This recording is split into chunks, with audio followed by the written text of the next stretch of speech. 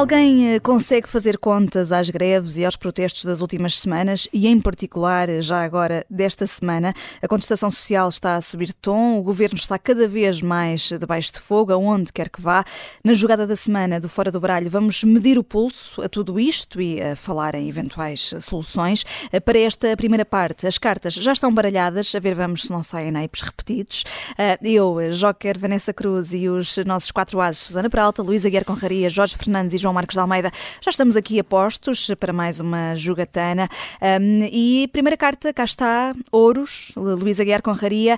Vamos falar de uma indemnização. És defensor de que os trabalhadores despedidos despedidos ilegalmente sejam reintegrados nas empresas, e parece que há aí um caso na TAP que pode ser mais ou menos assim. Parece que sim. É o caso de Alexandra Reis, a quem eu atribuo a carta de Joker de Ouro. Joker, porque o Joker é uma carta que tem várias caras. E aqui a Alexandra Reis também começa a mostrar várias caras. Portanto, nós primeiro o contacto que tivemos com ela foi como uma secretária de Estado que chegou e que tinha sido administradora da TAP e que tinha conseguido sacar uma indemnização fantástica à TAP, portanto, eticamente muito contestável. Portanto, essa é uma das caras dela, mas agora, agora ainda não é público, mas do que se vai sabendo do parecer da Inspeção-Geral das Finanças, ficando a saber que ela potencialmente terá sido vítima de um despedimento ilegal e, quem sabe, terá se calhar de devolver a indemnização, mas poderá ter de ser reintegrada na TAP. E o que me parece que faz sentido, porque se devolver a indemnização, deixam-se de verificar os pressupostos com base nos quais ela aceitou a sua saída da TAP, não é? Portanto, se lhe retiram aquilo, ela diz, ok, então se me retira a indemnização, quero voltar. E depois falta saber para qual das posições é que ela voltará. Se para a da administração, se para a de trabalhadora da TAP, que ela já lá tinha um cargo na TAP, portanto, aquilo foi uma promoção interna. E, portanto, cá está, mais uma vez, ela tem mais do que uma cara. E isto aqui é interessante porque a pressão para a demissão da CEO da TAP e, eventualmente, também do Chairman estão a acumular-se e, eventualmente, quer dizer, se esta pressão continuar, se calhar o Governo pode mesmo não ter alternativa que não a de dispensar a CEO e, nesse caso, terá de encontrar um substituto. Ora, encontrar um substituto é difícil, não é? Porque nenhum gestor internacional com experiência na área vai aceitar vir para Portugal, quer dizer, este é um país de doidos, quer dizer, a não ser que lhe paguem um dinheirão, nunca na vida ele vai aqui pôr os pés, quer dizer, nunca na vida alguém prestigiado vai pôr aqui os pés para dirigir a TAP, não é? Pois, mas então a Alexandra Reis é uma ótima solução. Portanto, eu queria aqui lançar a candidatura da Alexandra Reis para a CEO da TAP. Reparem que ela tem experiência, já foi administradora da TAP, já foi, portanto, tem experiência na área, já foi CEO de uma empresa da área, a navegação aérea, portanto, responsável pela navegação aérea em Portugal. Até já foi secretária de Estado. Se for reintegrada na TAP, até é um caso em que podemos dizer que se está a recorrer à prata da casa, o que nós sabemos que é sempre uma boa aposta, apostar na prata da casa. E seria, portanto, uma reintegração com promoção, nesse caso. É verdade, fantástico. Portanto, força, companheira Alexandra, nós seremos as tuas asas de aço aqui no Fora de Baralho. É esta carta de hoje, a Susana Peralta ri-se e o João também. Não percebo porque é que o Luís, quando estava a falar da possibilidade de contratarmos um CEO estrangeiro, não se referiu logo diretamente a uma CEO estrangeira. E era apenas isto. Também está-se a aproximar o Dia da Mulher e é importante. Mas temos uma CEO e a proposta dele é substituí-la por outra CEO. Portanto, desse ponto de vista, obrigada pelas asas de aço à agenda da paridade, Luís. O argumento que eu ia usar em minha defesa já o usaste. Já usei. Susana, mas os homens ainda têm direitos também. Sim, têm, mas no dia em que eles forem os discriminados, eu lutarei pela causa dos homens. Não te preocupes, João. Ter-me-ás a teu lado. Terás as minhas asas de aço a teu lado nessa causa. Eu lamento, mas eu usei o genérico masculino. Não lamentes, estás ótimo. Contra homens brancos, posso-te garantir. João, parece que estás assim um pouco ao fundo. Os homens brancos... Não, o João vem comprovar que os homens brancos estão a perder a voz, coitado. E João, a próxima carta é mesmo tua, João. Um 2 de espadas. Estamos a ouvir. Um 2 de espadas para o Diário de Notícias. É o regresso do homem branco. Bom, cá está ele e já temos aqui a tua carta na mesa, João. Um 2 de espadas. Sim, para o Diário de Notícias, porque convidou o antigo Primeiro-Ministro José Sócrates para escrever um artigo sobre o estado da justiça em Portugal. Exatamente, é para o Diário de Notícias e também para Sócrates. É para o Diário de Notícias, quer dizer, o Diário de Notícias tem o direito de convidar quem quer que seja, portanto, por isso é um 2, não é uma carta muito alta, porque o Diário de Notícias tem o direito de convidar quem quer que seja. Mas eu acho que deve haver algum limite, apesar de tudo, quer dizer, convidar uma pessoa que está acusada pela justiça para escrever sobre o estado da justiça em Portugal, no fundo é dar a Sócrates uma plataforma para se defender como arguido no caso em que está envolvido, que foi o que ele fez, basicamente. Não sei se é essa a vocação do Diário de Notícias ou não, na minha opinião é condenável. Mas também parte destes 2 também é para Sócrates, porque é preciso ter um descaramento. Quer dizer, ele escreve um artigo a condenar, no fundo, a lentidão da justiça em Portugal, que é tudo lento. Ele é a pessoa que neste momento, mais beneficia da lentidão da justiça em Portugal. Quer dizer, nós estamos a falar de uma pessoa que foi presa há 8 anos, independentemente dos julgamentos que se possam fazer sobre a prisão dele na altura e o modo como foi preso. Eu tenho alguma crítica em relação ao tempo que ele teve na prisão. Acho que tudo aquilo foi um pouco desnecessário e custa-me ver um país onde uma pessoa está presa tanto tempo sem ser acusada, confesso, independentemente de ser Sócrates ou não. Acho que não é admissível. Mas Sócrates foi preso há 8 anos, foi arguido, acusado há 5.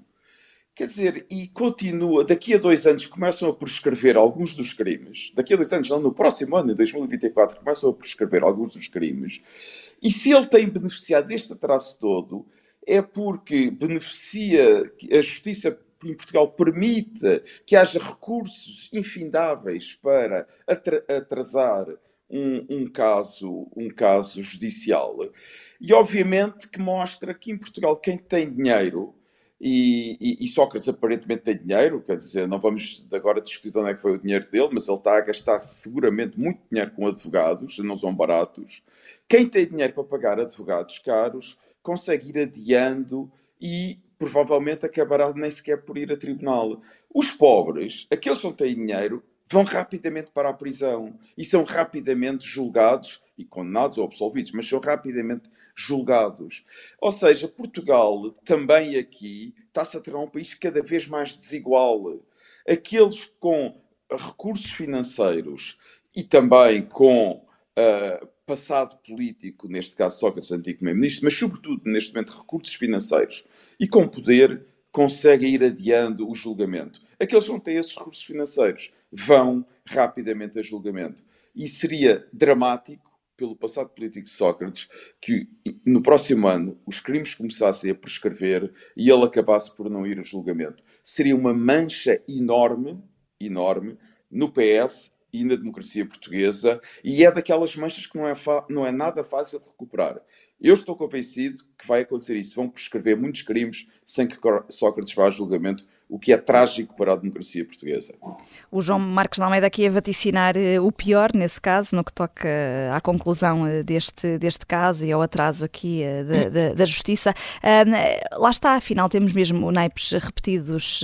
Saiu aqui outra carta de espadas, mas, Susana Peralta, nós vamos do 2 para o as. Vamos de um extremo ao outro, um as de espadas para a União Europeia por causa da política de migrações, ou falta dela. No último fim de semana houve mais um naufrágio ao largo da Itália, cerca de 60 mortos, podem ter sido até mais de 100. O Mediterrâneo acaba por ser aqui um verdadeiro cemitério de pessoas que estavam à procura de uma vida melhor. Sim, as espadas, e neste caso o as de espadas, é mesmo para simbolizar o suprassumo da arma mortal, que é a espada, porque no fundo a posição da União Europeia perante a imigração com I, das pessoas que querem vir procurar uma vida melhor para a União Europeia, é uma posição, no fundo, que é uma arma mortal. Porque não há volta a dar. A responsabilidade destas mortes é das instituições europeias no seu conjunto e de cada país individualmente, mas que têm, obviamente, assento todos eles no Conselho Europeu e, portanto, estamos todos coletivamente carregamos estas mortes e devemos fazer o luto delas. E eu queria lembrar aqui que em 2015 deu à costa da Turquia um menino, se bem se lembram, que foi uma imagem que se tornou icónica, que era o Aylan Kurdi. Peço desculpa se não estou a pronunciar bem o nome dele. O Aylan tinha na altura 3 anos e, portanto, ele teria 11 anos, nasceu em 2012. E na altura houve aquela enorme onda de comoção, nunca mais, nas capas dos jornais e não sei o quê, nunca mais.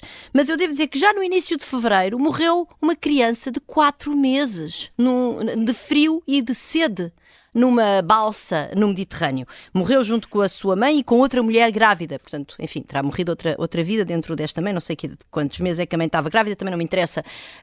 Qual nunca mais? A União Europeia, no fundo, a União Europeia só se mexe. A União Europeia mexeu-se com a pandemia porque estavam a morrer europeus e mexeu-se agora com a guerra porque estão a morrer ucranianos, de quando nós nos sentimos muitíssimo próximos e sentimos também a ameaça do Putin às nossas portas. Agora, é incapaz de se mobilizar quando vê outros mortos. E isto, para mim, é uma demonstração, para já é uma demonstração de que estes princípios da União Europeia se arroga da grande defensora dos direitos humanos e não sei o quê. Eu até me recordo das críticas que ainda há aos Estados Unidos, da política de imigração com os Estados Unidos, dos centros de retenção de imigrantes na fronteira com o México, enfim, toda a retórica que havia em volta de Trump. Eu não vou, obviamente, aqui defender Donald Trump e parece que, enfim, Joe Biden não terá a fazer muito diferente, também não sei muito, mas o ponto é a União Europeia não é melhor. Nós não temos, também temos já agora campos de refugiados, nós também os colocamos em centros com condições de vida de verdadeiramente indignas. Aliás, há campos de refugiados, eu recordo, com barreiras eletrónicas e ondas na Grécia, desde logo. Portanto, estamos a falar realmente de um tal contraste entre o discurso oficial dos direitos humanos e, no fundo, esta União Europeia dos valores e depois da maneira como nós tratamos certo tipo de pessoas, que é verdadeiramente chocante e, portanto, sem surpresa, obviamente, vão continuar a acontecer estes naufrágios. Portanto, isto vai continuar a acontecer enquanto nós não tivermos uma política de imigração consequente, desenhada ao nível europeu e que, obviamente, forneça a estas pessoas nos seus países de origem as pistas, os caminhos administrativos mais ou menos complicados, a informação necessária para eles saberem como é que têm de fazer para chegar até a União Europeia em segurança ou então dizer-lhes simplesmente, olha, não venham, mas também se pode fazer, isso também pode ser uma política de imigração, não é a minha, não é aquela que eu defendo, mas pode ser também chegar a esses locais de origem, enfim, da Síria, etc., de outros países onde estas pessoas vêm, da Tunísia, e às vezes também vêm, já agora, da África, e muitas vezes até pela rota do Atlântico, que é muito mais mortífera. Morre menos gente, porque também há menos gente que se mete nessa rota, mas ao largo das Canárias, enfim, com o Oceano Atlântico, são verdadeiras armadilhas de morte. E também pode ser chegar a esses países, dizia eu, explicando às pessoas que não venham, não vale a pena. Quer dizer, há campanhas de informação, há maneiras, e há melhores práticas e há estudos sobre isto. Como é que a União Europeia continua a conviver com estas mortes que, no fundo, resultam da espada mortal da sua falta de uma política coerente e consistente de imigração. Temos o primeiro trunfo do Fora de Baralho de hoje. João Marcos de Almeida, aqui a propósito desta política de imigração da União Europeia. Sim, eu compreendo a indignação da Susana, mas discordo muito do que ela disse. Primeiro, quer dizer, culpar a União Europeia é demasiado genérico. Porque aqui a questão é que são os países europeus, não é a União Europeia em si. Há vários países onde se destacam, por exemplo, a Itália e a Grécia, que defendem a mudança do chamado critério, o Acordo de Dublin. O Acordo de Dublin basicamente diz que os países onde chegam os imigrantes são responsáveis por acolhê-los. E obviamente que há países muito mais expostos que outros.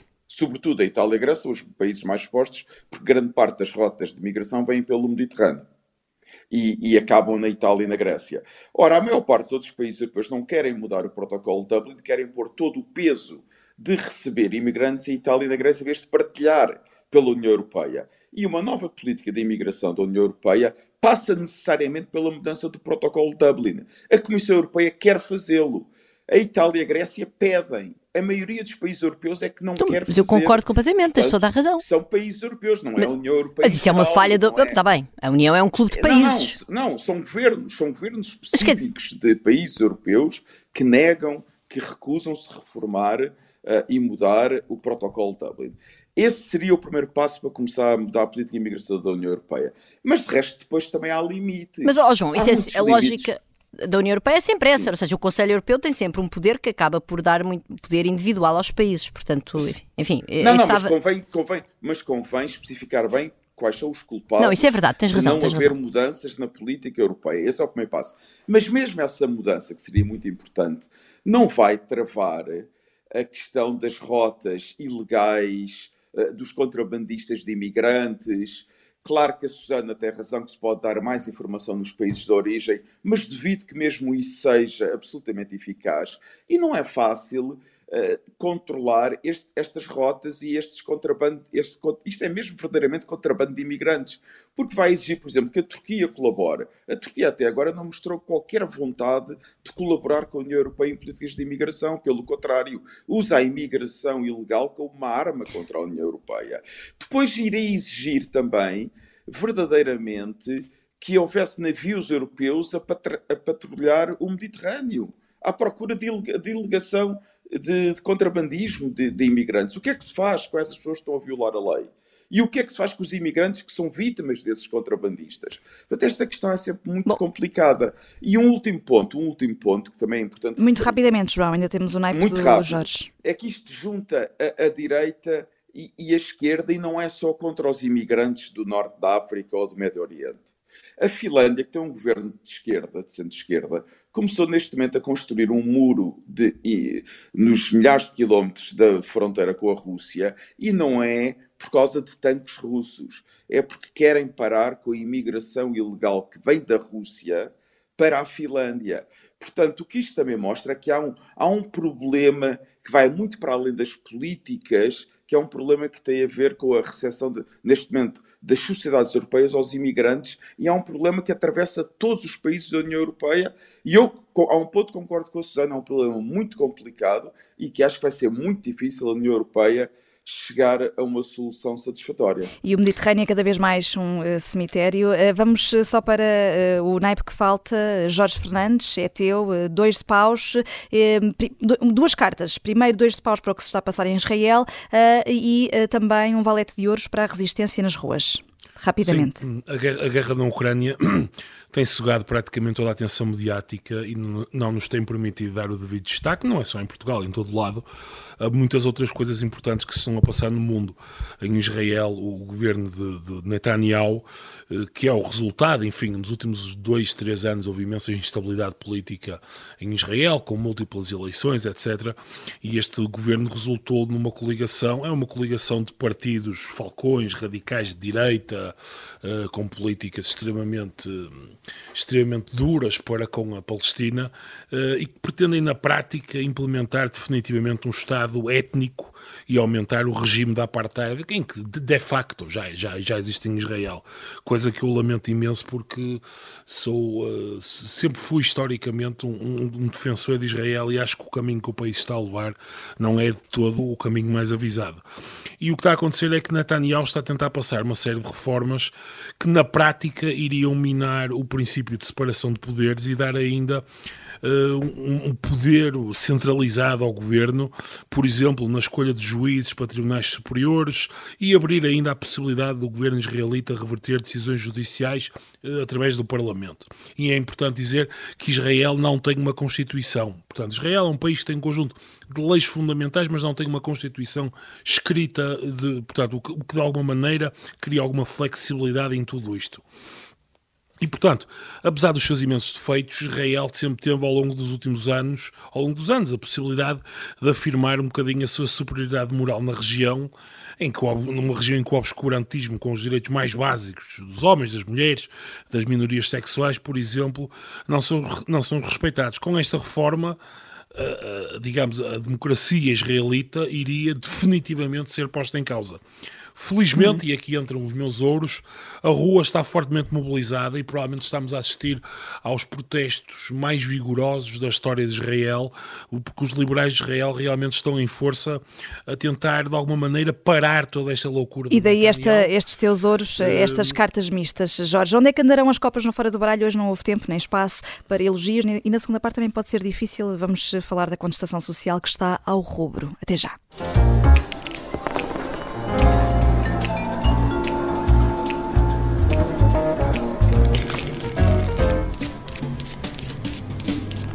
São tantas as classes profissionais em protesto que certamente vai escapar-me algum setor, mas cá vai: professores, trabalhadores da CPI e da IP, funcionários judiciais, trabalhadores dos impostos, agricultores.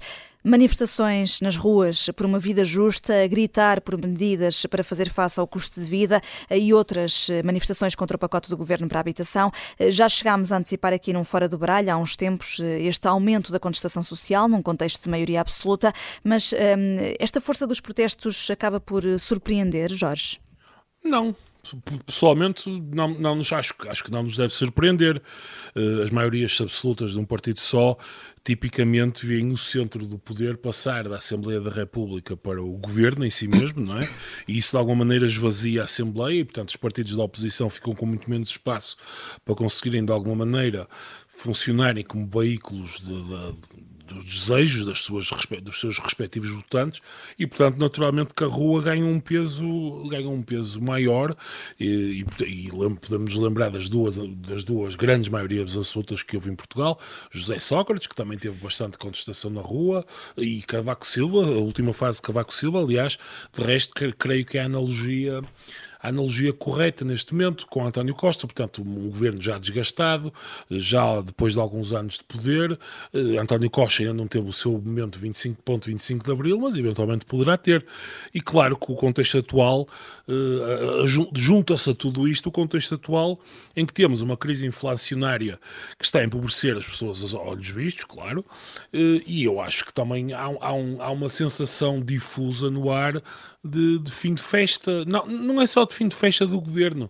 Eu acho que começa a ser claro para toda a gente que as promessas que António Costa fez em 2015, que a austeridade tinha acabado, que tínhamos virado a página, que agora é que era, acho que está a ficar absolutamente claro para toda a gente que isso é mentira. Quer dizer, que foi sempre mentira, mas durante uns anos, graças a uma conjugação quase perfeita de fatores, de uma inflação muito baixa, de juros a zero do Banco Central Europeu, de um contexto internacional muito favorável, António Costa conseguiu gerir isso com muita habilidade.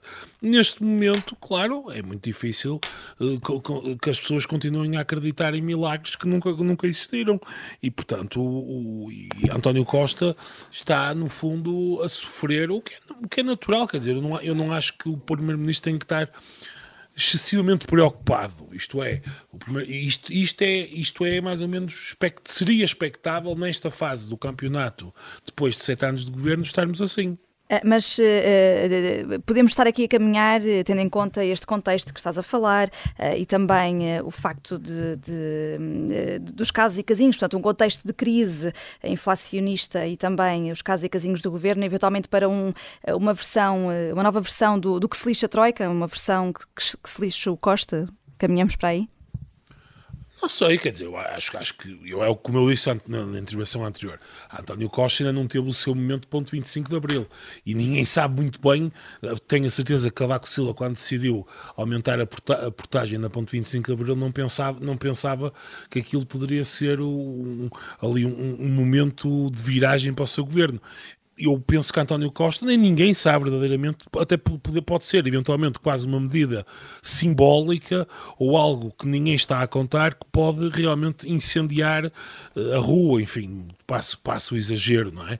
Ninguém sabe muito bem o que é que vai acontecer, mas António Costa de facto tem tido manifestações muito fortes, isso é indiscutível, e tem classes profissionais muito poderosas na rua, e portanto, mas como eu disse, eu acho que ele não tem razões para estar preocupado, está blindado politicamente. Acho que a probabilidade do governo ter problemas sérios, isto é, da sua sobrevivência ser posta em causa, vem muito mais de dentro, portanto, de potenciais casos e casinhos ou de alguém do governo ser apanhado num mega escândalo do que propriamente da rua. Estas greves todas, João Marcos de Almeida, vai começando a haver aqui alguma falta de razoabilidade? Por exemplo, o caso dos professores, as greves estão a arrastar-se já há vários meses, sem horizonte para terminarem.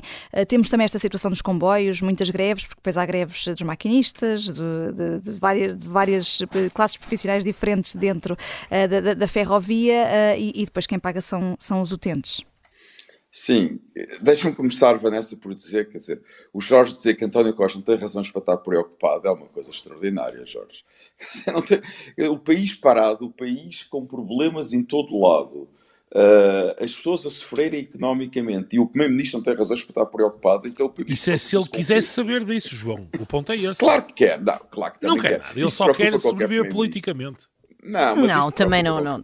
Isto preocupa qualquer Primeiro-Ministro, Jorge. Preocupa, quer dizer, não é fácil governar um país assim também.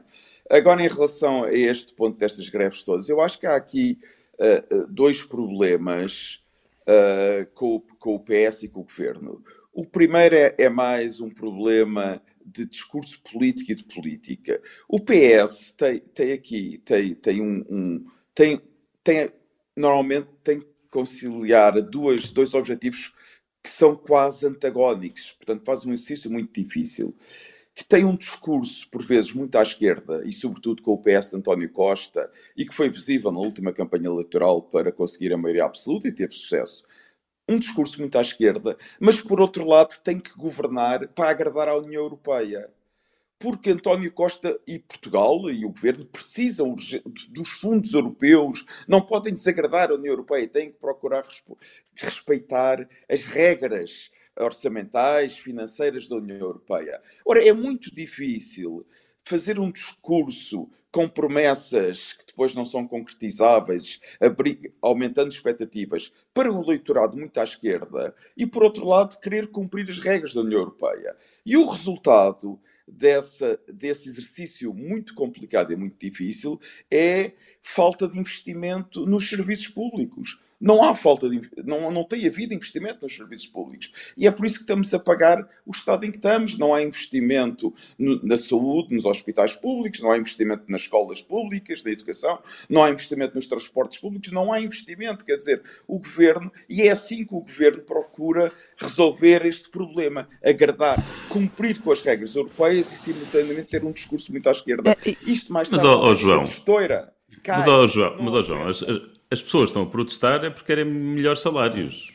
Não, mas não é só melhores salários, mas também não há investimento, não há boas infraestruturas, quer dizer, os professores também se queixam das condições em que trabalham. Está bem. Onde trabalham. E os médicos também, a dizer, os profissionais de saúde também. Se lhes dessem os 6 anos, acabavam as greves na semana seguinte. Mas os ordenados, a atualização de ordenados também é investimento público. Não, é despesa corrente, não é? São coisas diferentes. Está bem, mas é preciso investir nos serviços públicos. Sim, mas são coisas diferentes. Uma coisa é investir que investe em capital que perdura ao longo do tempo. Outra coisa é gastar salários que tens de repetir todos os anos, todos os meses.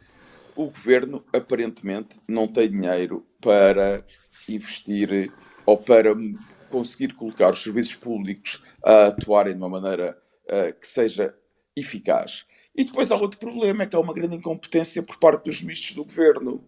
Quer dizer, as pessoas todas diziam que Pedro Nuno Santos era a grande estrela do Governo. Quer dizer, Pedro Nuno Santos foi o ministro responsável pelo setor dos comboios. E olha o estado em que ele deixou o setor. Quer dizer, deixou a TAP no estado miserável em que está. Deixa a CP e os comboios no estado miserável em que está. Quer dizer, e é esta pessoa que diz que é a grande esperança para liderar o PS. Isto é incompetência. Ele foi ministro de quantos anos? E já não agora, falando... Que é tão elogiado pelo que fez na ferrovia. É uma coisa impressionante, de facto. Não sei de onde é que foi esse elogio. Vanessa, o ponto é que... Eu sei qual é, por acaso. O PS e António Costa disse que queria salvar... Portugal, queria salvar a saúde da Troika e de Passos Coelho, queria salvar a educação da Troika e de Passos Coelho, queria salvar os transportes públicos da Troika e de Passos Coelho, queria salvar a TAP. Quer dizer, está tudo pior do que estava durante a Troika e Passos Coelho. Bom, porque Deus, porque têm saudades da Troika. Queria talvez... Quer dizer, não é verdade. É a única conclusão que se pode ter. Ora bem. Espera-se que Costa não tente salvar mais nada. Volta para Passos Coelho. Põe água na fervura. Professor Mais Almeida. A Troika. Não, sem a Troika. Desculpa lá, o estoque de capital público em Portugal, há uns cálculos do Miguel Faria Castro, nosso amigo e colega, meu amigo e colega em todo caso, que mostram que o estoque de capital público em Portugal começou a diminuir em 2012, ou seja, é a partir desse momento em que a depreciação, o investimento em todos os anos não compensa a depreciação e no fundo isso vai-se vendo ao longo do tempo e é isso que estás a falar, João. E eu estou completamente de acordo, e aliás já escrevi sobre isso tantas vezes, que o governo do PS fez uma opção precisamente de gastar mais em despesa corrente e não em despesa de capital, e portanto o investimento público ficou sempre aquém todos os anos das suas previsões em termos do Orçamento de Estado e portanto estamos de facto com uma infraestrutura que em muitos casos é decrépita. Agora, isso não quer dizer que vamos ter saudades da Troika, porque eu vou recordar o seguinte, foi no tempo da Troika que em Lisboa, por exemplo, se resolveu... Não, eu sei, mas eu acho que é importante lembrar isto. Não, eu sei que está. Este governo não está a conseguir melhorar. Não, de maneira nenhuma. É esse o ponto só, mais nada. Não, o ponto que eu acho que é importante refazer em relação ao que o João fez é que Costa chegou e disse a Troika foi quase uma opção política e nós escolhemos não seguir por esse caminho. E ele escolheu. Ele escolheu por outro caminho, só foi o caminho de aumentar a despesa corrente, que a Troika efetivamente também não... E esse gráfico do Miguel Faria Castro mostra claramente que António Costa manteve a trajetória dos anos da Troika. Poupou dinheiro pelo investimento. Isso parece-me evidente. Agora, atenção que, por exemplo, foi no tempo da Troika que para se poupar dinheiro em Lisboa se diminuiu a frequência dos comboios no metro e dos veículos e também o número de carruagens. E tu hoje em dia, a mim acontece-me imensas vezes eu descer na estação de metro, a minha estação de metro é o Terreiro do Paço, portanto é um terminal fluvial, não é um terminal rodoviário, mas digamos é uma pool de autocarros a chegar ali ao centro da cidade, descer para apanhar o metro em horas normais durante a semana e de repente chego lá e o próximo comboio é daqui a 14 minutos e eu tenho que voltar a subir e apanhar um táxi, porque às vezes não tenho tempo, os 14 minutos, quer dizer, não é uma lógica de metro. E a lógica de metro tem que ser uma lógica como tu tens, olha, Madrid, onde vive o Jorge, ou Londres, em que tu tens metros a passar de cada... Bem, Londres é cada minuto ou 2 minutos, mas quer dizer, no máximo 3, 4 minutos, porque senão passa a ser uma lógica de comboio. E para a lógica de comboio, então deem-me o horário, que é para eu saber se vale a pena descer ou não para a plataforma. Portanto, a lógica está... Eu ando sempre de metro em Londres. Não, claro que andas, porque em Londres tu chegas à plataforma e passado um minuto tens um veículo para subir. E, confirmo que em Madrid funciona exatamente assim. Claro, mas em Lisboa é um desastre, Jorge. Em Braga é terrível. Em Braga o metro é o pior que há. Bom, e portanto eu acho que de facto... Eu acho que é o melhor metro de todos. E de facto, tu tens um problema que é Lisboa... Não me deixam falar esta gente, estão a ver? Ficam chocados com isto da pessoa vir trazer o metro. E eu nem tento pôr ordem. Não tentes. Não, mas percebem, eu acho que há aqui realmente um problema que nós temos de reconhecer, é que mesmo o trabalho de António Costa à frente da própria Câmara de Lisboa, que foi de facto notável, atenção, do ponto de vista da renovação da cidade e que criou de facto imensos espaços públicos de vida para os bairros, e isso é algo que é o legado dele e que é um bom legado na cidade. Mas a verdade é que a esta distância nós também podemos constatar que não houve uma construção do ponto de vista das infraestruturas mais caras, e uma infraestrutura cara é de facto furar túneis nas cidades para andar transportes públicos subterrâneos. Mas a sério que vocês acham que as contestações que estamos a discutir é por causa das infraestruturas? Não. As contestações são por causa do... O que estamos a discutir são as greves todas cá por aí fora. Mas eu estava a pegar na questão da Troika do Jorge. Não, claro que não são. É por causa das greves. Não, mas Luís, são também no seguinte... Não. Há a questão das greves propriamente ditas, essas são reivindicações salariais e de condições de trabalho, e isso parece-me indiscutível. Mas depois há o impacto que a greve tem, por exemplo, na vida das pessoas, que também tem a ver com a total falta de alternativas de transporte, porque se tu tivesses, ou seja, tu no próprio centro da cidade, eu estou a falar de Lisboa, imagino que a área metropolitana de Lisboa, do Porto não seja diferente disto. Se há greve do metro, as pessoas têm autocarro, vão a pé, enfim, há maneiras de tu te deslocares na cidade em que não estás dependente de apenas um meio de transporte. O problema das pessoas que estão na linha de Cascais, na linha de Sintra, na linha da Azambuja, é que estão sujeitas ao monopólio da CP. E quando os trabalhadores da CP fazem greves, longe de mim, enfim, questionar o direito deles a fazer greve, as pessoas ficam completamente agarradas. As pessoas não têm maneira de ir trabalhar, muitas pessoas não têm... Eu ontem estava a dar aulas e os meus alunos e as minhas alunas não tinham maneira de chegar à sala de aula, não tinham, e portanto, porque de facto não há alternativa, quer dizer, e isto mostra que é uma área metropolitana que se desenvolveu, que perdeu o comboio, e acho que até a analogia é apropriada, perdeu o comboio do século XXI, lamento, e o Jorge, aliás, escreveu sobre isso esta semana no Observador, quando falou do plano da Assunção Cristas de abrir 20 estações de metro em Lisboa, mas nós precisávamos ter tido uma visão assim. E eu queria só dizer mais uma coisa rapidamente. Quando agora em Inglaterra se abriu a Elizabeth Line, que foi uma expansão da rede ferroviária e do metro, houve a diminuição do tempo de transporte de obviamente das das localidades, as localizações na cidade, na área metropolitana, servidas pela Elizabeth Line, foram brutais. Muitas delas diminuíram, por exemplo, para metade. É um plano de investimento que começou em 2010 e que acabou por abrir em maio de 2022. Portanto, nós estamos a falar de coisas que realmente é preciso uma visão de longo prazo e é preciso planificar as áreas onde vivem com alta densidade de pessoas, com base numa visão de longo prazo, que não houve, que não há. Aliás, a ferrovia, o falhanço da ferrovia neste país é uma coisa que nós demoramos 11 horas para chegar a Madrid. Estamos aqui num enclave. Portugal, geograficamente, é um enclave. E não temos maneira de chegar às outras cidades da Península Ibérica quando, enfim, Espanha está coberta de rede de comboios de alta velocidade. Portanto, há de facto uma falta de visão de longo prazo que é verdadeiramente chocante e que nem sequer começou com a Troika, já agora. Começa muito antes, mas enfim. E pronto, e Luís, e claro que obviamente eu não estou a dizer que as pessoas estão a contestar por causa disto, mas eu acho que esta deterioração do investimento e esta falta de visão de longo prazo, em primeiro lugar, nos coloca numa situação em que não vamos resolver nos próximos anos e, em segundo lugar, explica o número de incómodos que isto causa às pessoas e, nomeadamente, aquilo que aconteceu agora na linha de Sintra com as pessoas a sentirem-se mal, completamente enlatadas num comboio e ainda bem que não davam 30 graus. Não acontece só em dias de greve. E não acontece só em dias de greve. E não acontece só em dias de greve porque nós temos de reconhecer que a nossa área metropolitana tem uma infraestrutura que é decrépita. E não sei onde é que vamos arranjar o dinheiro para resolver este problema, mas devíamos estar a pensar nisso rapidamente. Temos um plano a 10 anos. E não é só um problema de infraestrutura, Luís. Também devia haver aqui um sistema integrado de gestão de transportes públicos, porque temos o metro sob uma tutela, comboios e barcos sobre outra, os autocarros estão nos municípios. Não sei responder a isso, desculpa. Não sei. À partida sou a favor de coisas descentralizadas e com muita concorrência e... Não sei, a partir de uma coisa integrada poderá ser mais fácil para fazer uma gestão integrada, mas também cria situações de monopólio. Não sei responder. Mas em relação aqui à contestação social, estavas a tocar nesse ponto de que achas que isto tem que ver tudo com salários e que se dessem os 6 anos aos professores de tempo de serviço, por exemplo, nessa classe social, tudo acalmava. O problema de Portugal neste momento é que nós não crescemos há 20 anos e em algum momento isto estoura.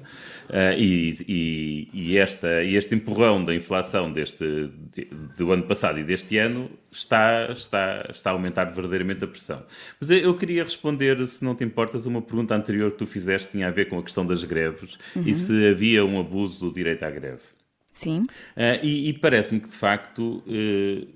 a forma como as greves andam a ser organizadas nos últimos anos podem se configurar verdadeiramente com abuso. Porque é importante lembrar que há um direito inalienável à greve, mas isso traduz também num conjunto de proteções que existem a quem faz greve e, portanto, não deixam as empresas e o Estado atuar de forma a minorar os efeitos das greves. Por exemplo, não é possível substituir, mesmo temporariamente, nem sequer estou a falar de despedimentos, não é possível substituir temporariamente um trabalhador que esteja em greve. Portanto, um estivador, quando fazem greve, um porto não pode contratar um trabalhador para o substituir durante aquele dia. E, portanto, a partir do momento, havendo uma série de proteções jurídicas ao direito à greve, quando se começa a abusar das greves, começa a haver aqui um desequilíbrio. E eu acho que, neste momento, de facto, podemos ir para aí. Quando nós começamos a ver que, sei lá, um transporte público qualquer, CP, tem não sei quantos sindicatos diferentes. Há o sindicato dos tipos que tratam dos maquinistas, há o sindicato dos revisores, há os sindicatos disto, e depois fazem as greves sucessivamente, de forma a que cada um apenas tenha de fazer greve uma vez por mês, mas que, mesmo assim, conseguem ter vários dias de disrupção.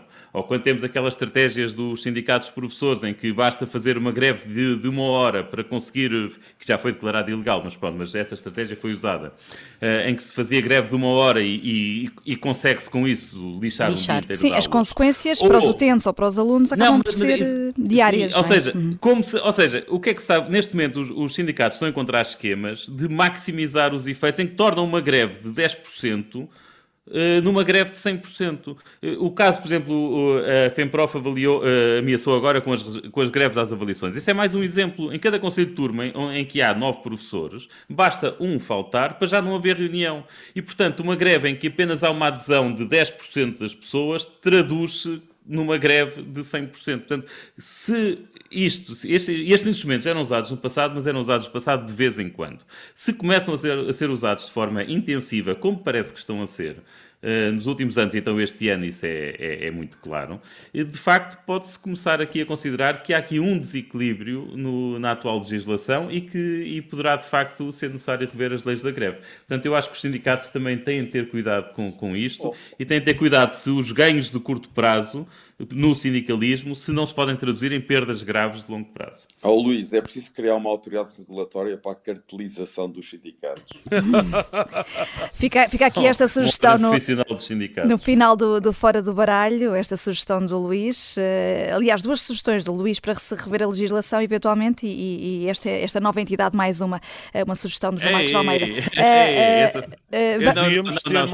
Espera, desculpa, Vanessa, não podes pôr essas palavras na minha boca. Eu não fiz sugestão para que se alterasse a legislação. O que eu fiz foi sugestão aos sindicatos para terem mais calma, para não virem a ser preciso alterar. Acontecer no futuro. Exatamente. Para isto não vir a acontecer no futuro. Isso mesmo. Vamos terminar com as copas que faltaram na primeira parte, por sugestão do Jorge. Morreu um gigante do jazz, o saxofonista norte-americano Wayne Shorter. Fica aqui a nossa homenagem. Até para a semana.